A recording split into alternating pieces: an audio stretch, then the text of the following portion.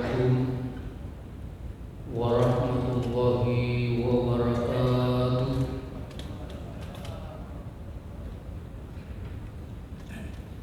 Alhamdulillahirabbil alamin. Wassalatu wassalamu ala asyrafil mursalin wa khatamin nabiyyin Sayyidina Muhammadin wa ala alihi wa ashabihi ajma'in, amma ba'd. Bapak-bapak, ibu-ibu, hadirin sidang jamaah subuh yang saya muliakan dan dimuliakan oleh Allah Subhanahu wa taala.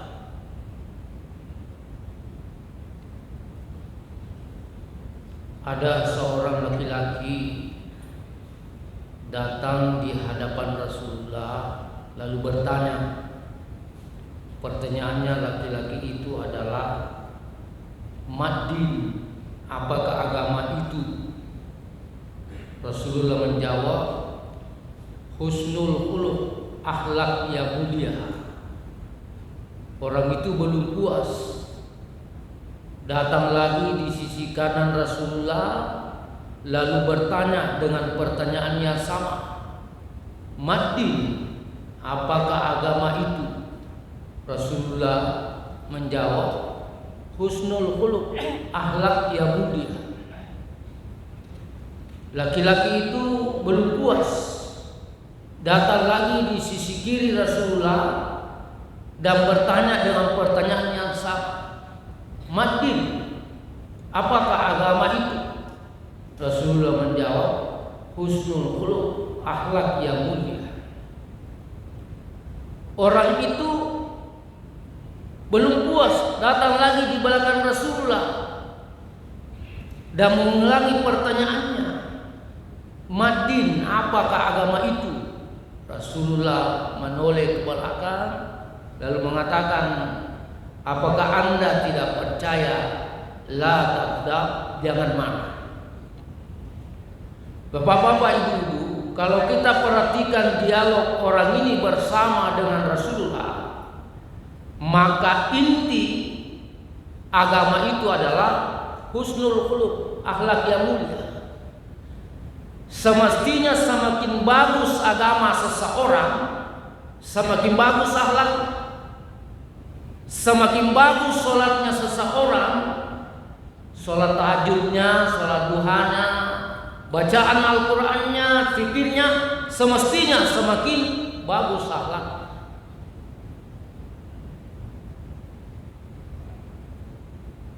Bapak-bapak, ibu-ibu yang saya muliakan dan dimuliakan oleh Allah Subhanahu wa taala.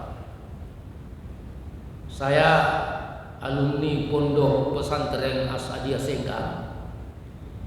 Yang mendirikan pondok pesantren itu adalah Andre Guruta Kuang Haji Sadar, Kiai Haji Muhammad As'ad. Pernah mengatakan kepada murid-muridnya, "Jangan bangga dengan pakaian yang Anda pakai, karena pakaian itu akan ditanggalkan. Pakaian yang saya pakai, ini ada saya punya jas. Jas ini jas Persatuan IKAKAS, Ikatan Keluarga dan Alumni Asadiyah. Kalau saya kembali nanti ke rumah, saya akan tanggalkan ini, saya akan lepaskan." Anda kita sadar, jangan bangga dengan pakaiannya, meskipun mahal pasti dilepaskan. Jangan bangga dengan jabatan yang Anda miliki, karena jabatan itu ada batas akhirnya. Boleh jadi gubernur 1 periode atau 2 periode. Boleh jadi presiden 2 periode dan ada yang 1 periode. Demikian juga dengan jabatan yang lain. Jangan tidak bangga dengan jabatan itu, karena ada masanya. Jangan bangga dengan uang yang Anda miliki, karena uang itu hanya bayang-bayang. Uang itu akan habis. Kalau ibu-ibu belanjakan uangnya cepat habis. Diberikan sama suami, "Bu, ini 2 juta." Boleh jadi hanya 3 hari habis.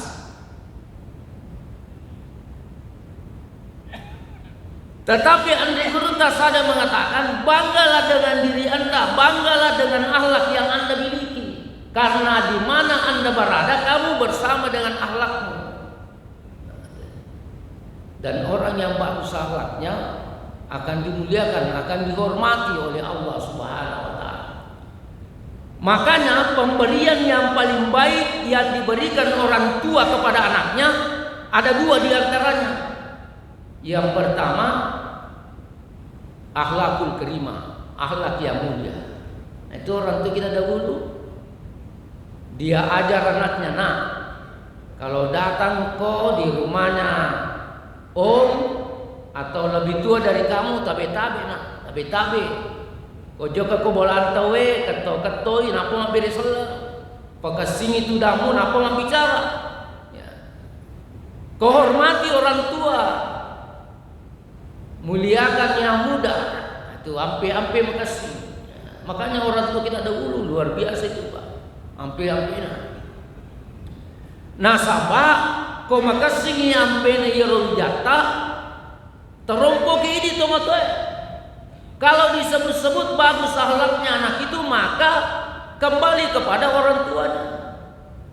Pemberian yang kedua yang paling mulia adalah ilmu pengetahuan. Ifat tutu yang harta, menuntut ilmu. Ilmu itu beda dengan harta. Ilmu yang kita miliki tidak akan dicuri, tapi harta bisa dicuri. Nah, kalau ada wanita 300 itu gampang dicuri, HP dicuri, barang-barang dicuri, tapi ilmu gelar tidak akan dicuri. Saya punya gelar doktor, mudah-mudahan cepat juga profesor. Seperti penceramah tadi malam, profesor. Tidak ada yang bisa curi itu. Kalau mau curi-curi nih. Saya punya titel doktor, kalau ada mau curi-curi nih. Tapi harta bisa dicuri. Bapak-bapak, ibu yang saya muliakan dan dimuliakan oleh Allah Subhanahu wa taala. Rasulullah sallallahu alaihi wasallam disanjung oleh Allah, dipuji oleh Allah, dimuliakan oleh Allah bukan karena hartanya, bukan karena jabatannya, tapi karena akhlaknya yang mulia. Ayatnya, wa innaka la'ala khuluqin azim. Sesungguhnya engkau Muhammad memiliki akhlak yang mulia. Jadi kalau ada seseorang bagus akhlaknya maka dimuliakan. Demikian juga bangsa itu kalau bagus akhlaknya maka dimuliakan. Negara itu, bangsa itu, tapi kalau tidak ada akhlaknya tidak dimuliakan. Coba perhatikan sekarang negara yang berperang, negara Amerika, Israel melawan Iran. Coba Pak, banyak informasi yang beredar bahwa Amerika, Israel sudah mau berhenti, tapi Iran belum mau berhenti. Hebat ini Iran. Tapi banyak senjatanya, banyak rudalnya. Belum yang paling hebat rudalnya dikeluarkan. Rudal yang sudah dikeluarkan diantaranya ada namanya rudal sijil. Sijil boleh jadi diambil dari surah Al-Fil. Tarmihi bihijaratin min sijil. Ada rudalnya yang lain namanya Fattah. Fattah ini artinya pembuka. Boleh jadi ini pembuka perang dunia ketiga. Kalau diambil dari namanya Allah Al-Fattah itu lebih bagus lagi. Makanya rudalnya itu bagaimana rudalnya? Dasar. Ada lagi rudalnya namanya Jahannam. Itu Jahannam. Bahaya nama rudalnya. Kalau kita di sini hebat lagi karena bakso dibuat rudal. Bakso rudal. Bapak-bapak, ibu-ibu yang saya muliakan dan dimuliakan oleh Allah Subhanahu wa taala. Rasulullah sallallahu alaihi wasallam pernah ditanya tentang akhlak yang paling mulia. Yang manakah akhlak yang paling mulia itu? Rasulullah itu kalau ditanya biasanya keluar ayat. Beda dengan kita. Ketika ditanya tahu atau tidak tahu, dijawab saja karena mau dikatakan orang pintar. Nah, ini namanya sota. So tahu ya. Rasulullah ditanya yang manakah akhlak yang paling mulia itu? Rasulullah menjawab dengan mengemukakan ayat, "Khuzil afwa wa'mur bil urfi wa a'rid 'anil jahilin." Ada 3 intinya ayat ini. Yang pertama, khuzil afwa, berikanlah maaf. Jadi kalau ada orang yang minta maaf kepada kita, dimaafkan. Jangan mengatakan tidak ada maaf bagimu. Sakit sekali hatiku. Seandainya ada gelas kamu lemparkan itu, tidak bisa lagi utuh. Sehingga ada suami istri, istrinya marah. Dia tinggalkan suaminya. Tapi suaminya menelpon kembali, mungkin saya sudah minta maaf. Saya tidak mengulangi lagi perbuatan saya. Istrinya mengatakan, ambil gelas, lemparkan gelas itu, lalu perbaiki kembali. Kalau sudah bagus kembali, saya akan kembali. Suaminya ambil gelas, dilemparkan, lalu diambil kembali. Dia katakan kepada istrinya, kembali mati, gelasnya sudah bagus. Karena gelas yang dilemparkan gelas plastik.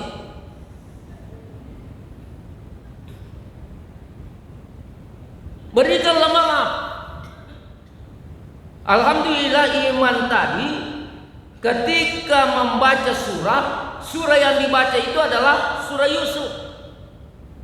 Dan kalau kita perhatikan kisah dalam Al-Quran, kisah secara utuh, ya, satu surah saja yang membahas adalah kisah Yusuf alaihissalam, Nabi Yusuf alaihissalam. Beda dengan Nabi lain, Pak. Kalau Nabi Adam bukan cuma satu surah, tapi ada di surah lain. Apalagi bersama dengan iblis, beda. Ya. Tapi Nabi Yusuf kisahnya hanya ada di surah Yusuf. Ya. Bagaimana Nabi Yusuf itu? Nabi Yusuf itu saudaranya sendiri sejak kecil dia dianiaya oleh saudaranya. Ada saudaranya mengatakan, bagaimana kalau kita bunuh saja Yusuf? Setelah dibunuh kita bertobat, kita sadar, perbaiki hubungan kita dengan orang tua. Ya. Mengapa demikian? Karena saudaranya cemburu, iri hati. Yusuf itu paling disayang oleh orang tuanya. Makanya orang tua jangan beda-bedakan anaknya, nanti cemburu saudara-saudaranya. Yang satu selalu diberikan uang 100.000, yang satunya 50.000 ji. Kita 50.000 ji. Yang itu 100.000. Jadi ini Nabi Yusuf. Ada saudaranya mengatakan jangan dibunuh, kita buang saja di sumur. Dan ini yang disepakati, dibuang di sumur, diambil oleh musafir, lalu dijual meskipun menyesal ketika dia jual. Karena Yusuf ini nabi yang ganteng, nabi yang hebat, banyak kelebihannya. Apa yang terjadi? Ini intinya. Ketika Nabi Yusuf alaihissalam menjadi pejabat, menjadi orang yang terhormat, menjadi orang yang mulia, maka saudara-saudaranya datang kepadanya karena masa itu kekurangan makanan. Ya, boleh jadi nanti kalau terjadi perang dunia ketiga, kita akan kekurangan. Makanya disiapkan memang sekarang. Persiapkan. Sudah ada tadi malam saya perhatikan video Presiden sudah menyampaikan bahwa ya kita harus bersiap-siap menghadapi perang dunia ketiga. Ya, persiapkan. Ada yang mengatakan terutama tentara dipersiapkan. Ya. Kalau ada yang menyerang, ya tentara ini akan maju. Jadi ini bapak-bapak ibu-ibu. Jadi saudaranya datang kepada Yusuf dan ternyata saudaranya mengetahui bahwa itu adalah Yusuf, sehingga bertanya, apakah Anda Yusuf? Nabi Yusuf mengatakan, betul, saya Yusuf dan ini saudaraku Bunyamin. Maka saudaranya mau minta maaf atas perbuatan yang pernah dilakukan. Tapi Nabi Yusuf alaihissalam sebelum minta maaf saudaranya sudah dimaafkan, sehingga diabadikan ucapannya dalam Al-Quran, la tasriba alaikumul yawm, tidak ada dendam, tidak ada cercaan hari ini untuk kalian. Artinya apa? Saudaranya Nabi Yusuf sebelum minta maaf maka dimaafkan. Itu Pak. Karena Nabi Yusuf pemaaf, maka diperbaiki sebutannya oleh Allah, dimuliakan sebutannya oleh Allah, diberikan kedudukan oleh Allah Subhanahu wa taala. Jadi bapak-bapak, ibu-ibu, kalau mau diberikan kedudukan yang mulia oleh Allah, maka yang harus kita lakukan adalah menjadi pemaaf. Dan ini ciri orang yang bertakwa, wal afina anin nas, memaafkan manusia. Ini satu akhlak yang paling mulia. Kemudian yang kedua, akhlak yang paling mulia adalah wa'mur bil urfi, perintahkan yang baik. Salah satu kelebihan yang dimiliki umatnya Rasulullah sallallahu alaihi wasallam, karena umatnya Rasulullah menyampaikan amar ma'ruf nahi munkar. Nah, itu kelebihannya Pak. Ya, jadi kita semua berkewajiban menyampaikan amar ma'ruf nahi munkar. Saya tanya Bapak, kenal Nabi Musa Pak? Ibu-ibu kenal Nabi Musa? Ya namanya saja ya, ada dalam Al-Quran. Kalau ada yang kenal, saya tanya di mana kenal? Nabi Musa itu pernah digigit satu semut di badannya. Kasih dia bere-bere ya, bahasa Bugisnya itu semut bere-bere. Angka saya di bere-bere, mokoi. Ya. Ada satu semut yang menggigit ini juga bahasa Bugisnya banyak.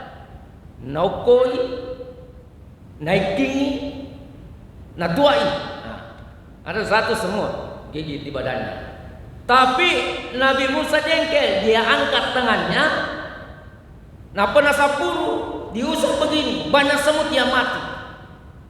Maka semut ini menghadap di hadapan Allah. Ya Allah, ada hamba menganiaya kepada kelompok kami, satu yang menggigit tapi banyak yang dibunuh.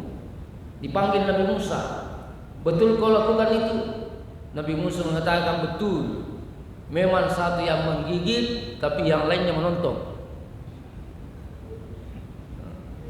Karena menonton dapat juga.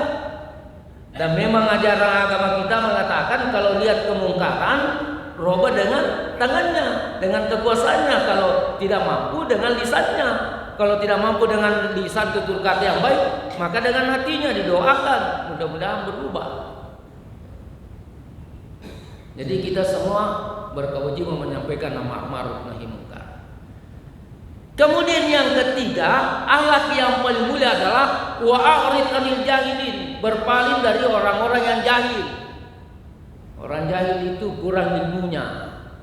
Tidak ada ayat yang dihafal, tidak ada hadis yang dihafal, kurang baca buku tetapi suka berdebat. Dan kalau berdebat tidak mau berhenti, tidak mau kalah. Melo ya sejago. Jago kalau mana malotit tawe. Nah, berkelahi orang ya. Berdebat itu, kalau berdebat itu kadang-kadang emosi memuncak ya. Makanya di dalam kitab Ihya Ulumuddin ya, tulisannya Imam Al-Ghazali. Imam Al-Ghazali ini hebat karena banyak tulisannya.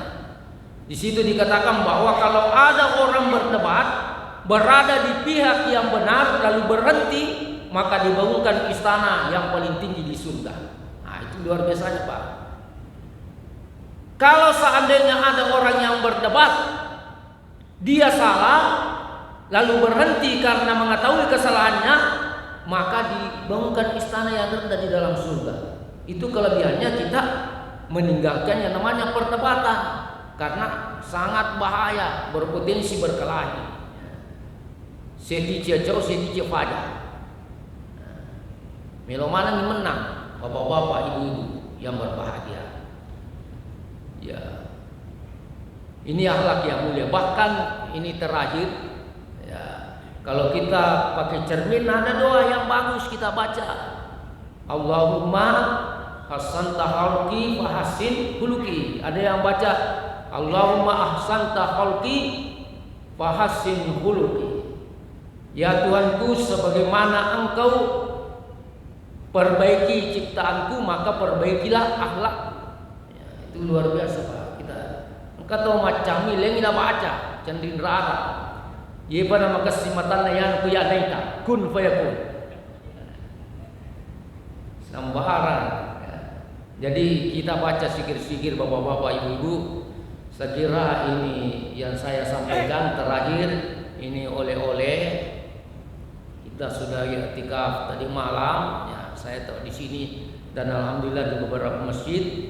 Ini doa bagus kita amalkan sesudah sholat subuh dan sesudah sholat maghrib. Saya baca kitab, siapa yang membaca 3 kali sesudah sholat maghrib, 3 kali sesudah sholat subuh, maka insya Allah tidak akan buta.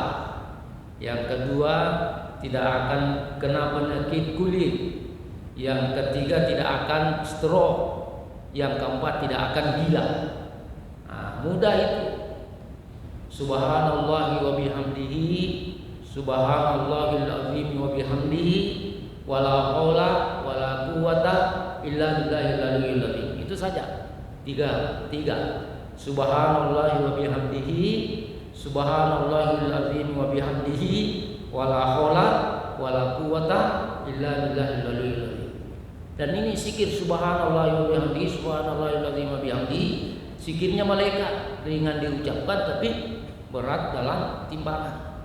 Sekira ini bapak-bapak, ibu-ibu yang sempat saya sampaikan, mudah-mudahan ada manfaatnya kepada ibu-ibu, lebih baik terutama kepada pribadi saya sendiri. Dan saya perhatikan tulisan yang ada di depan saya ini bagus sekali Pak, kaligrafinya. Alhamdulillah saya tahu semua ini ya, artinya ya. Tahu tulisannya mulai dari sana, Rabbana atina fid dunya hasanah wa fil akhirati hasanah wa qina azabannar. Itu doa yang paling bagus ya. Kemudian Rabbana hab lana min azwajina wa dzurriyyatina qurrata a'yun waj'alna lil muttaqina imama. Memohon kepada Allah supaya diberikan pasangan yang baik, menjadi penyejuk hati, juga keturunan yang menjadi penyejuk hati ya. Kemudian Rabbana la tu'akhidhna in nasina wa akhtana. Ini bagus, ini dibaca ya. Salah satu ini bagus dibaca di 10 akhir bulan suci Ramadan. Ini akhir ya, akhir surah ya. Kemudian ini Rabbi auzi'ni an ashkura ni'mataka allati an'amta 'alayya.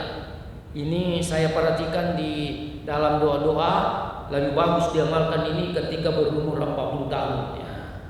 Kemudian di sana Rabbi wafirli wal walidayya warhamhuma kama rabbayani shaghira. Berarti itu doa untuk orang tua. Ini bagus tulisan-tulisan ini. Saya kira ini Pak, perbanyak doa ya di bulan suci Ramadan ini, terutama 10 akhir Ramadan. Kita perbanyak doa, minta kepada Allah apa yang kita mau minta ya, yang baik-baik. Kita akhiri dengan membaca doa. Amin. Bismillahirrahmanirrahim. Alhamdulillahirabbil alamin. Allahumma shalli ala sayyidina Muhammad wa ala ali sayyidina Muhammad. Rabbana taqabbal minna innaka antas samiul alim wa tub alaina innaka antat tawwabur rahim. Allahumma aqnina bil ilmi wa zayyina bil hilmi wa jammilna bil afiyah wa akrimna bit taqwa. Allahumma inna nas'aluka as-sihhata wal afiyah wa husnal khuluq. Rabbana ighfir lana wa liwalidayna warhamhuma kama rabbayana shighara. Rabbana hab lana min azwajina waj'alna lil muttaqina imama. Allahumma aghnina bil ilmi wa zayyina bil ilmi wa jammilna bil afiyah wa akrimna bit taqwa. Rabbana atina fid dunya hasanah wa fil akhirati hasanah wa qina adzabannar wa adkhilnal jannata ma'al abrar ya aziz ya ghaffar ya rabbal alamin. Wa sallallahu ala sayyidina Muhammad walhamdulillahi rabbil alamin. Al-Fatihah.